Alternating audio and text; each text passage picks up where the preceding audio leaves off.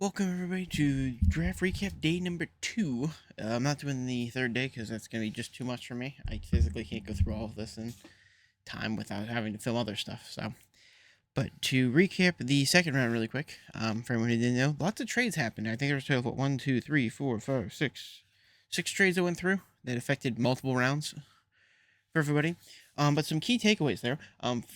Starting off with like the best, like we're gonna start off early. I thought the Carson Swimmer pick by the Browns was a very good one there. That was something that they needed, and they also came back and got a running back for themselves as well as the running back for the Patriots. Both of them solidifying their running back positions, which was needed, especially if after I think the Browns let Chubb walk, which a little bit upsetting, but nothing to there. The Jalen Higgins trade, I think, or pick, I think most people there are happy with. I don't like it, mostly because they followed up again with another receiver. So I think if I'm not mistaken, the Texans now took 3 receivers or 2 receivers, both from Iowa State, which I think was kind of dumb. But again, my own opinion kind of means nothing because A, I'm not a Texans fan, and B, I'm not their GM. So neither one of those really means anything. Going down the board here, really like the Burden pick for the Bears. I mean, that basically solidifies your offense in terms of mouths to feed after your first round pick was tight end. So you guys have done everything to make this offense give Caleb Williams everything to succeed. So we should see him start to progress very quickly, which is good to see here because they will admit you guys kind of screw over a lot of quarterbacks there. The only next real pick to note after all of this is the Tyler Stroud pick. Saints, I don't know what you were thinking. Are you high on crack? Do you just hate money and value? I really feel like you could have taken anyone. It would have been better. I'm not getting into the Shedeur Sanders drama, so if you want me to make a video on that, I will. But we're not getting into that in this video. We'll make a comment about it a few more times, and you'll see why in a little bit. But a little bit after that, though, we had a great pick by my opinion, a great pick by the 49ers, followed up by another great pick by the Cowboys. So those two picks are Alfred Collins, Texas D tackle for the 49ers, because that helps them fill up that D line with a lot of people leaving. I think that was a good one for them. And then an edge rusher, Donovan Izuguaru, from Boston College. I was a really big fan of him. I thought he was going to go earlier. I actually thought he was going to go to the Browns, and he did not. So I was really good to see that one. It helps them with their pass rush and everything for Dallas, which they really need, which I like there. I will admit, the other edge rushers and stuff after that, I like the Ferguson, I like the Timalalu picks pretty well there. The next pick to note would have been the cornerback. For was the Cardinals taking Will Johnson, the quarterback for Michigan. I thought that was a fantastic pick by them. It's a position in need. It's a star position that they need to get a star talent in, and they did a fantastic job filling that. I think a lot of people worry about his knee injuries and everything, and I frankly think that was a waste of time. I think he's going to be great. I think we're going to look back and then go, damn, he should have went earlier. But I do like that pick. The follow one up by it, I didn't mind the offensive tackle pick, which was right after that, which was Ertzi from Minnesota. I thought it was an okay pick. I gave that one a B, just because they did have to trade up. It wasn't a lot that they gave up, so I think it was okay. But it was still a pretty good pick for them. I couldn't give that one anything higher. The next one of real value there was an after that was Cincy. I gave it A minus for the Demetrius Knight Jr. linebacker out of South Carolina, because again they need the help. So I think taking that was a huge one. I think that was a great pick by them. Definitely helps them. I liked the Seattle pick for Owario, I believe you say their name, the Miami tight end. It definitely fills another position need. It gives Sam Darnold another thing, person to throw to other than Smith and Jigba, because if I'm right, they don't have anybody else. Like, I have to double check that, but I really didn't think they had anyone. Bucks, I think, had a mediocre pick at corner there with Morrison. I think everything else was pretty mid up until the Lions picked in the second round there, with the guard of being Tate Rattledge, I believe they do with a great mullet. I thought he was fantastic in my opinion. Mostly because I think if Zagler's still there, he might be retiring soon. So you got to find a fill. If you're gonna find a fill for him really quickly, I think that's fantastic, especially if you give him a year or two to sit behind him. Of course, I am a huge fan of the Jack Beck pick. I rank that one as a C plus originally because I wasn't a fan of the skill, but the work ethic that this man brings, among other things, I think he'll be the wide receiver one there for a good while. And I think he'll be. I think that B plus should probably be changed to an A for them, in all honesty. But I made it as a B plus. I guess I'd leave it as a B plus.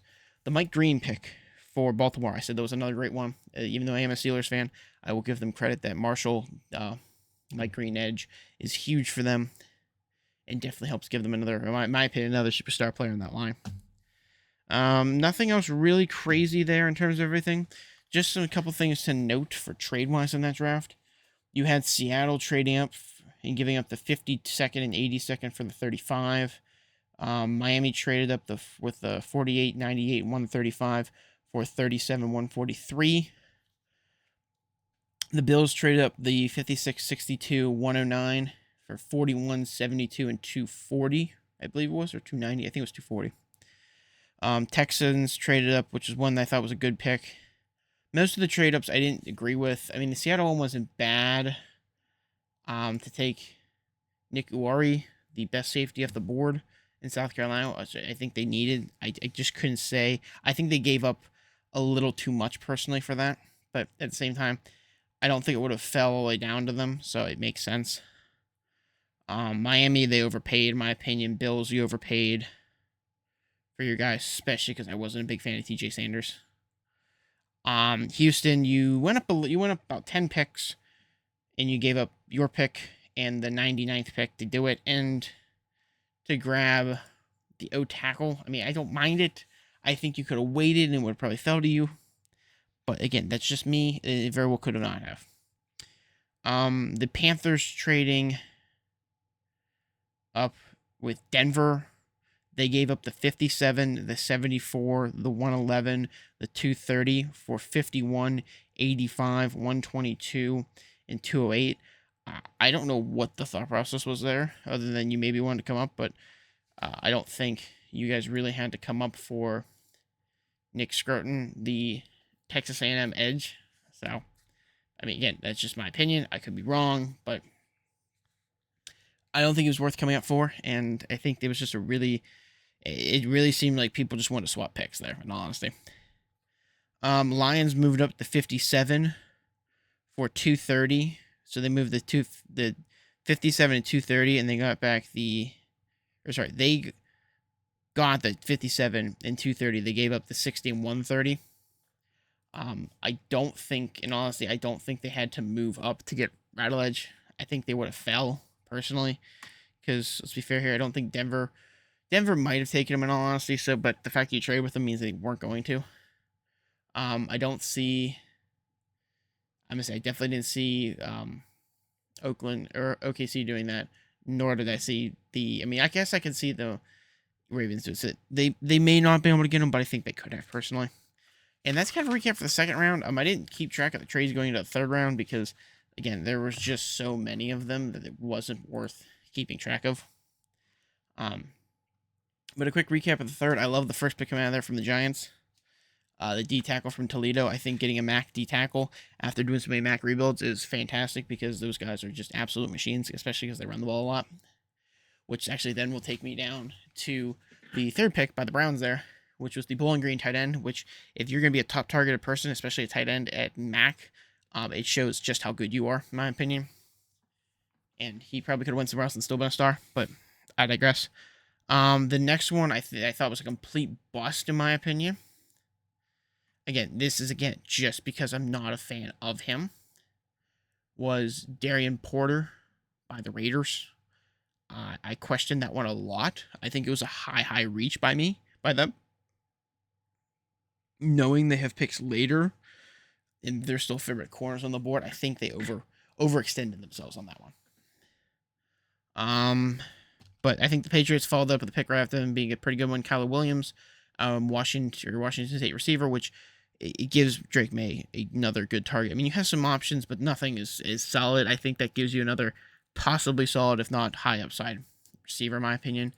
I mean, I don't think they don't have a comparison listed here on ESPN, so I can't say anything to them. But next one that I really thought was good at that was actually, I think the Bills finally made a great pick.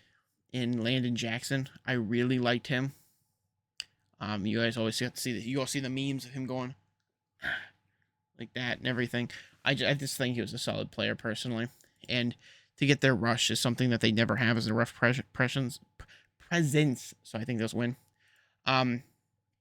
One that I think again was a very high reach is Pat Bryant. So Denver drafting Pat Bryant at the 10th pick in that round, I think was a gigantic reach by them. I gave that one a D minus just because, again, it was such a far reach.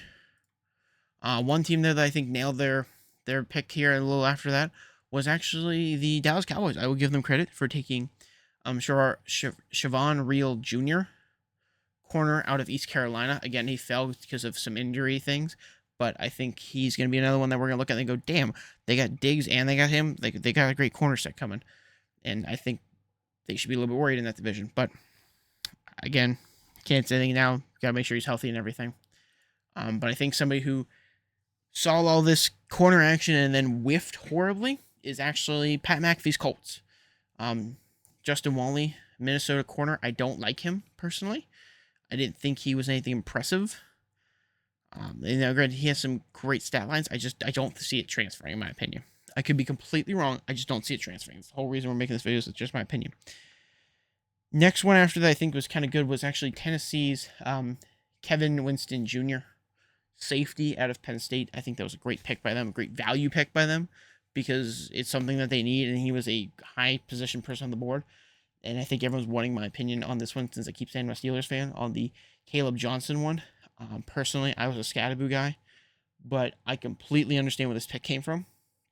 With losing Najee and still winning a two-headed monster in the backfield, I think he's going to be great. Personally, I think he's going to be absolutely fantastic because if anyone knows anything about Iowa, their offense sucked. So for him to be able to put up those insane numbers and their offense still be absolutely dog, I think he'll do perfectly fine with the Steelers on our end. But as far as not everyone's comment of why didn't they take a quarterback? One, none of them have gone yet when this happened. Two, sure, does it look right? Yeah. But if we can't run the football and we're going to make whoever quarterback is throw 30 times a game, they're not going to develop and we're going to lose because we're going to keep throwing picks and we're going to look like a Jameis Winston. So I didn't see it. I didn't like it. Although one after that I thought was a little early, and I honestly tanked it because I thought he was early and I thought it was a little bad, was the following pick of Jacob Parrish to the Buccaneers. I didn't think that was a good pick by them.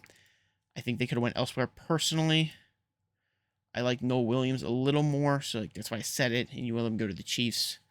But I also, there wasn't a lot of people after this. Really, the only thing I would have said for them to take would have been Stanker. Instead, it's really the only person after this that I would have said, hey, you guys should take this. But again, I haven't done the rebuild yet, so I can't speak to if I'm wrong or right in this sense at the moment. But after that, we have nothing really. I mean, I have the Chargers pick at Jameer Cadwell. I think it's a reach. I think they could have waited. I think you should have went with another D tackle, in my opinion. Who went after him? There was somebody that went after him, if I'm not mistaken. Or am I thinking somebody else? I'm thinking somebody else that already went. Shoot. Never mind. So this is why I said it's one take. I messed up and I'm still not cutting it. But I don't think he was a good one. I mean, you need a D tackle. You lost Ford in free agency, but I don't think it was a good pick for them. I didn't like him. I don't think it's going to do much. I think it's a waste of a third. But that's, again, my opinion of the player. If we look through this, we had Jacksonville take a back-to-back with a corner o guard. I didn't mind the Tulane guy. Again, it was another one I thought was really early. I think they could have waited, but they wanted him. They took him. And then Wyatt Millum, I liked out of West Virginia. I thought was a good guard. I wouldn't mind him.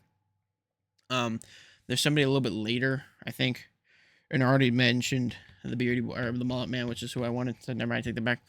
But if we're looking at pick-wise, everything else-wise, I don't think anyone's really made any picks that stood out until you get to Seattle's at 28 in that round, which was Jalen Milroe. I think, now, again, you might be saying, well, what about Shedeur? Well, Shedor's great, but here's the thing. Milroe is exactly what the Seahawks need. You have a 1-year deal minimum with Darnold. So let Darnold play. Bit more when you can if you want to. And then let him sit behind Darnold. Let him sit behind Hal, whoever else is there, because you need him to learn. He needs to learn. He needs to sit. So if you're gonna let him do that, this is perfect. This is absolutely perfect for it. Now the Saints coming back and taking Stanker, I thought was another one. I think he should have won a little earlier by the Bucks, but even then I would have probably still said it was an A. I said it was an A in my opinion for them as well. Someone who I think bombed the draft again is the Cleveland Browns and their horrible selection in quarterbacks.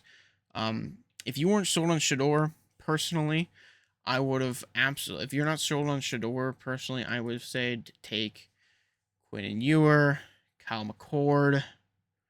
I mean, you could say Will Howard if you want to. Will Howard kind of plays into what they draft normally for players. I just personally would have said Ewer or McCord. I think McCord's better in my opinion, but a little biased there. I do like Syracuse a little bit. So, but yeah, I think Dylan Gabriel was an absolute F pick. Worst pick so far in this draft. I think the Dart one was a reach and everything, but this is absolutely far worse with who's available, just because that's why I said it. Because I don't think he'll ever start a full game unless someone's injured.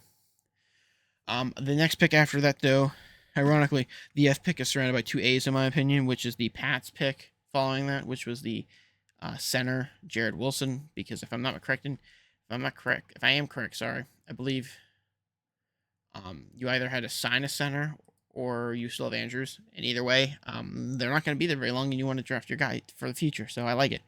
Pair him up with your quarterback. Do what the Steelers did with Pouncey and Ben. I'm all for that.